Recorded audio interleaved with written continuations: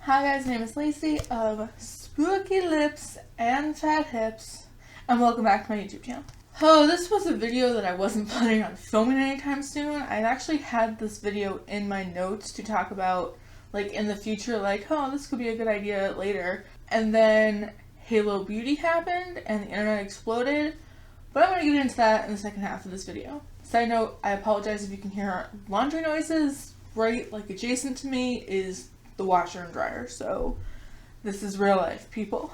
Alright, so beauty gurus who become business owners. I feel like this is a new issue, not really, because we have brands like Lime Crime and Makeup Geek that were started by like social media influencers before, but I feel like more and more so often it's becoming like the logical next step for a lot of beauty gurus to come out with their own makeup lines. Not only do they have the passion for makeup itself, but they have the fan bases to buy whatever it is that they want to put their names on. I have a few thoughts about this. Probably not the most interesting, but also maybe like they're gonna come off maybe a little bit bitter, but we'll see.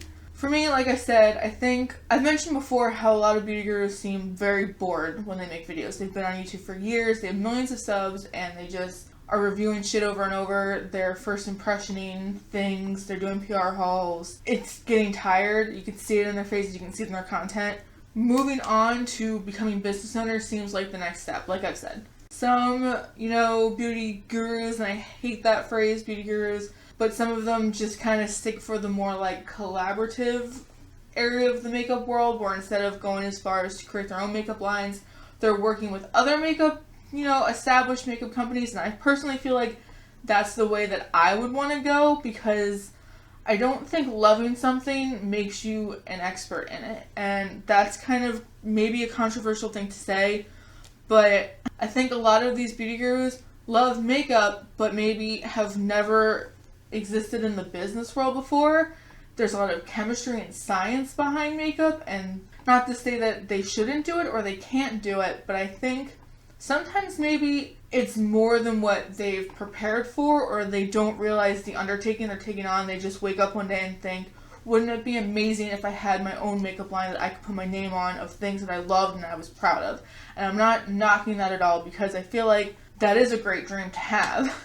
I also know there's some beauty YouTubers who, as much as they love makeup, that isn't their dream. They never want to own their own makeup line. I know, what's her name? Casey something.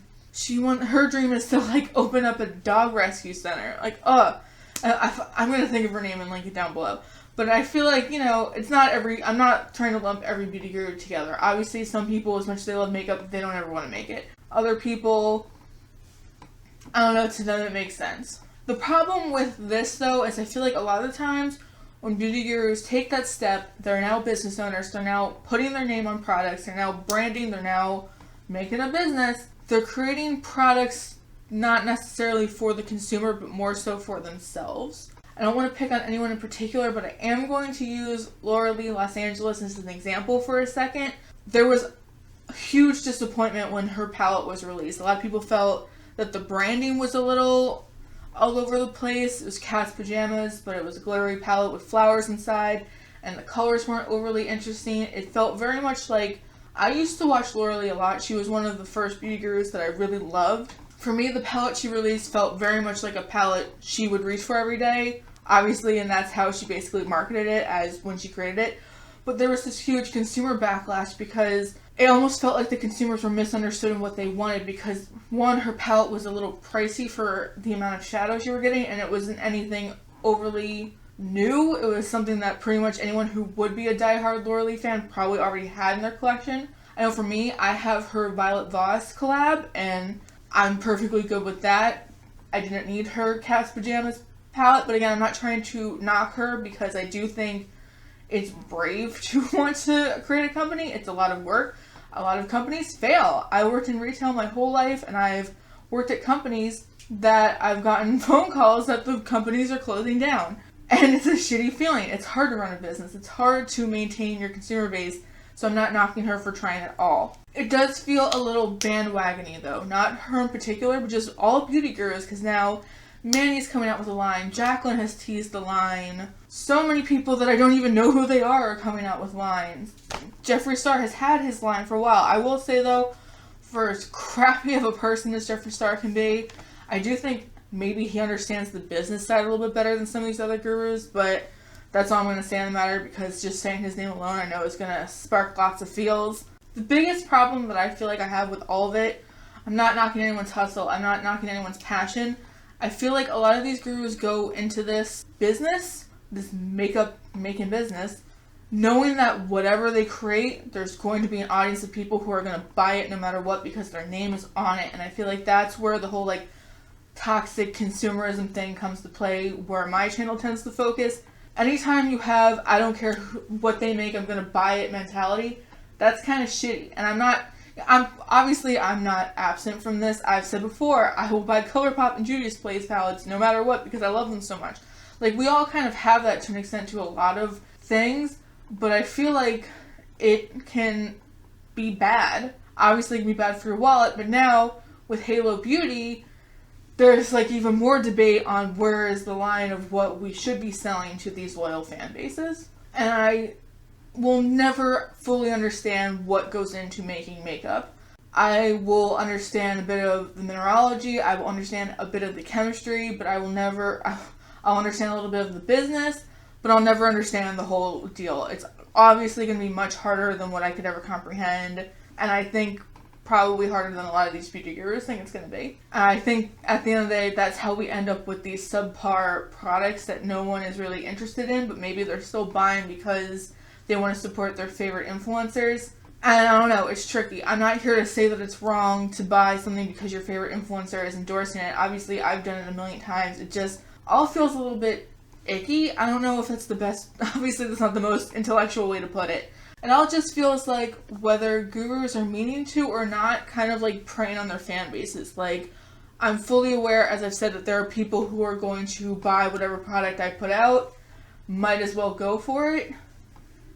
Would people have bought some of these people's products if it was a no-name shelling them out? Probably not. I will say though, there's a huge risk to all of these gurus' reputations when they do create products like this, because if you come out with something shitty, it's going to affect the rest of your brand. It's going to affect how people view you on YouTube. There have been influencers who haven't been able to deliver on products they've come out with, where maybe they didn't meet pre-order demands and weren't giving people money back, or were not having the best customer service, and it reflected in how their viewers then respond to them after. So there is that risk factor, and I don't think these gurus are dumb. I think they're aware of that this could greatly make or break their brands, but I don't know. Like I said, I can't help but think there's this whole money grubbing side of it, because at the end of the day, it is about making money. I highly doubt all of these people coming out with beauty brands are thinking, I'm putting something new and fresh in the world that needs to be there. There's going to be a subconscious level of, I'm going to make money off of this. And this brings me to Halo Beauty. If you don't know, and I don't know how you couldn't know because the internet has exploded in the last couple days, Tati Westbrook, aka Glam Life Guru, here on YouTube. She is a huge YouTuber. I personally have never subscribed to her channel. She's not really my taste, but a lot of people love her. Has been teasing for a while that she's going to come out with her own beauty brand. People obviously thought it was going to be a palette, maybe some skincare, things similar to what we've seen before in the beauty world. And then she comes out with hair, skin, and nail supplements. Like I said, the internet exploded. We are now moving from, hey, put this colorful mud on your face, to, hey, take this thing to ingest into your body. And it's really rubbed a lot of people the wrong way.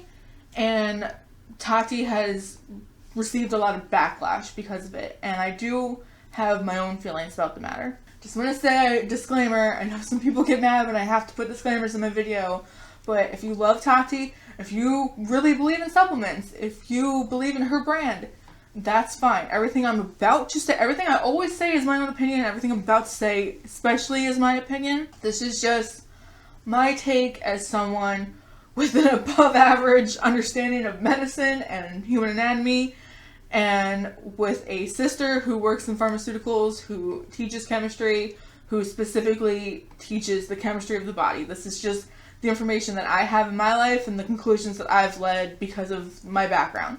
I want to just touch on Tati's video for a second.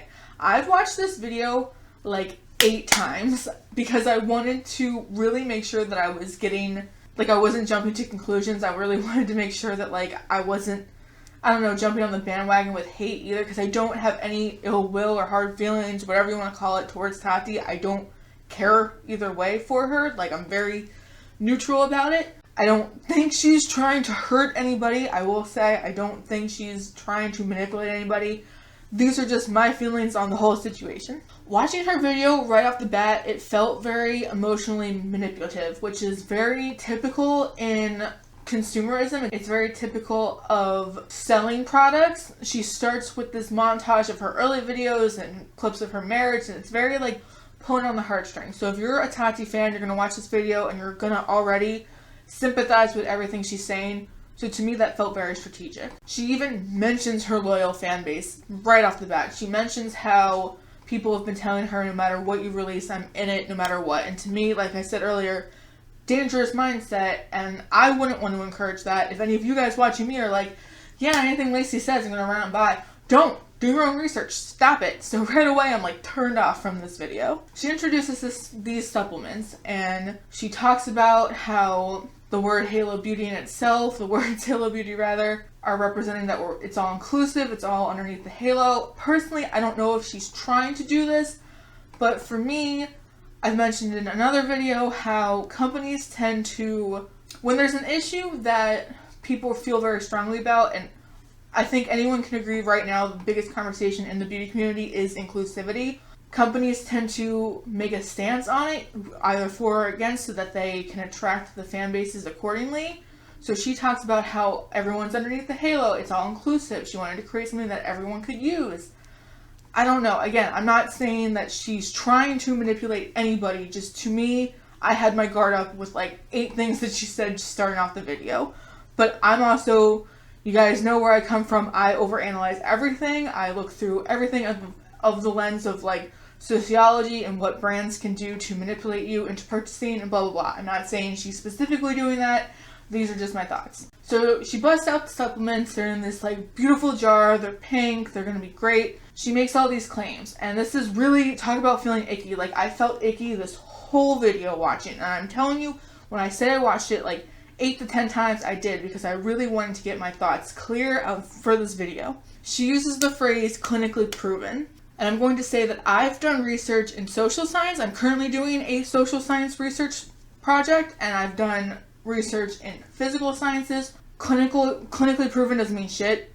Anyone is allowed to say it. There's no requirements as to what that means. So a true experiment, you have a control group, you have, you know, your independent variable, your dependent variable, you're manipulating things, you are comparing results, it's retestable, blah, blah, blah. Clinically proven in a commercial sense can mean anything. It can mean that a doctor asked someone who was using the supplement, hey, do you feel good? And they said, yeah, and they went cool. Really, there are no legal requirements to saying something is clinically proven.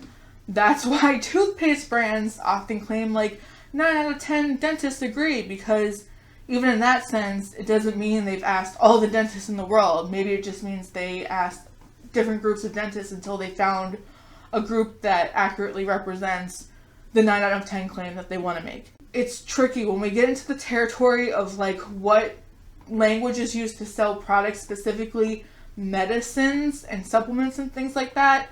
It's very tricky and almost kind of like playing dirty, because unless you come from the land of research, like I've had to take several classes just learning how to ethically do research, you wouldn't know how to do that. You wouldn't know that this language is bullshit. The final thing, like, besides her being like, you take this, it works, like very matter-of-factly stating, she delivers almost no information about what's in the product, who should be taking it, what she's done to develop it. I know people were very pissy about, who does she think she is? She's not a nutritionist. She's never really talked about supplements before. She has Botox and hair extensions. Fuck all that language. I'm not here to rip on anyone's physical appearance.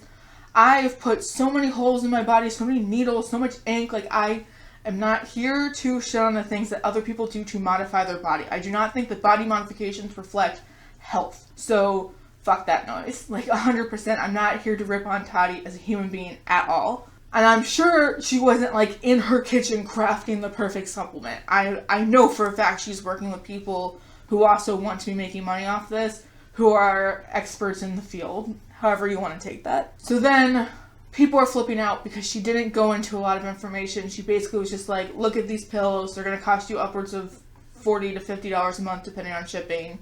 Take them, they'll work. People flipped out. People were accusing her of basically sinking people in for the long haul because it's a 40-day, or it's a 30-day rather, supplement that you would have to buy every 30 days at $40 a month. So now instead of buying one palette for $40, you're spending a lot of money every month. Also, people were very upset because nowhere in that video did she ever say, consult with a doctor, talk to your nutritionist, see if this is right for your lifestyle. She basically just said, take it, it'll work. I don't understand, given everything I've just said, how she didn't expect backlash. And then when the backlash came, she blocked people, she disabled her comments, and she took to Snapchat to talk about some of the things that people were concerned about, which is a platform that disappears in 24 hours. That's not professional, in my opinion. I will say, though, it's not like Tati invented supplements, so any feelings you have about supplements maybe shouldn't be geared directly at her, but personally, like, icky is the word of the day because the whole thing makes me feel icky. Just getting into the topic of supplements itself, again, I'm not an expert, these are just my opinions. Very tricky subject, very complicated. People's body chemistries is a very complicated subject. She claims that she's making these supplements because she wants to be inclusive, saying that everyone can take. Supplements are like almost the least inclusive thing that you could come out with, in my opinion, because like I said, everyone's needs nutritionally are going to be different. I went through a lot of literature before sitting down to film this video, specifically peer-reviewed journals and medical journals. There is no strong evidence that I could find that supports benefits from hair, skin, and nail vitamins. Really, from what I understand, from what my sister, who again teaches body chemistry and the chemistry of your body, like nutritional chemistry, has told me, you should be getting everything you can out of a healthy diet. If you are deficient in something, then there will be physical signs and your doctor will step in and prescribe that to you. But taking an ad supplement is so complicated. Certain vitamins only work if you're taking them in conjunction with other things because they activate only in the presence of other chemicals in your body, and it's a very complicated thing. And she's sitting here saying, I know it works, and for me, that's not good enough. I want to see a true clinical study. I want to see reputable doctors. I want to see studies that can be reproduced and experiments that can be reproduced. She's saying, oh, I wouldn't work with doctors that wouldn't put their names on it. I'm here to tell you that the pharmaceutical industry, like 100% exists to make profit. Very few people are in it to create things for the benefit of the good. A lot of bigger pharmaceutical companies are like think tanks for rich people, basically, where they're like, what if we came up with a drug that did this? And then they hire chemists to make that, and then they're like, cool, now we can sell it for millions of dollars. Like, the pharmaceutical industry wants to make money off of you. So her using, oh, I've worked with doctors, that means that this is great, as an excuse as to why it's okay. I'm not buying it. She did talk about in her Snapchat video about how the FDA cannot regulate it because supplements are not seen as medication. I said is 100% true. Actually, I just watched the video that Angelica put up today where she's talking about EU standards of like what you can say about supplements. And I will say, my sister, having worked in pharmaceuticals, she has always told me if there's anything in the US that you're concerned about taking or putting on your face topically or not, check to see if it's sold in the EU because they have much stricter guidelines of what you can sell and what you can say about products. So I'm going to link Angelica's video down below. Really good and very informative in my opinion. And I'm also fully aware that you guys looking at me, I'm not the pinnacle of health. I am a fat bitch. Like, I own it. I'm dealing with my weight every single day. I'm trying to be healthy every single day. So if you want to look at me and say you don't know what you're talking about vitamins, fine. But I'm just here to tell you what I think about the whole supplement thing. At the end of the day, people are going to buy Halo Beauty whether or not they want to do their research on it. People are going to buy other beauty gurus products whether or not they have that thing replicated a million times in their collection. People are going to blindly follow their leaders. And in this case, the leaders are the beauty gurus of the world.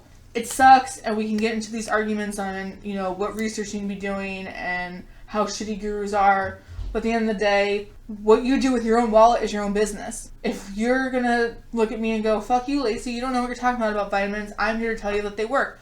Cool. Continue to use them. If you love an eyeshadow palette that I hate, or like I just bought the Divine collection because I love Divine, didn't mean that I truly needed the palette.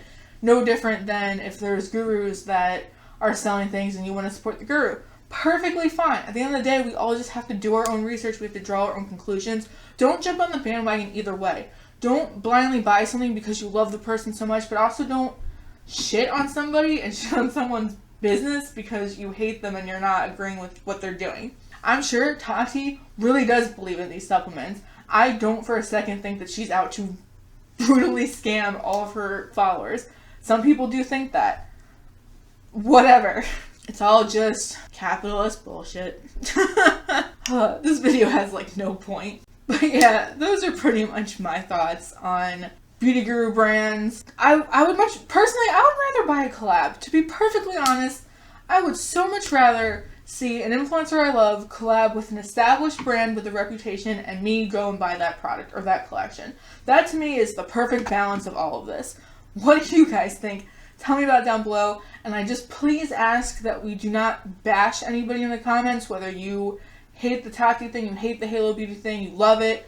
I don't want fights in my comments. I don't like negativity. I don't tend to respond to comments that are like, yeah, fuck this person. I hate that. I hate that. It really rubs me the wrong way because it's not needed. We can have these open and honest conversations about like spending money wisely without shitting on people who are selling us things, specifically like these lower level people that probably aren't trying to, like, there's a big difference between like huge corporations like Walmart, for instance, versus a person on YouTube just trying to make like a nice product for their fans. Like, big difference. So if we're gonna get pissy about capitalism, just don't, it's not worth it. Don't hate, I don't like it. I don't like negativity.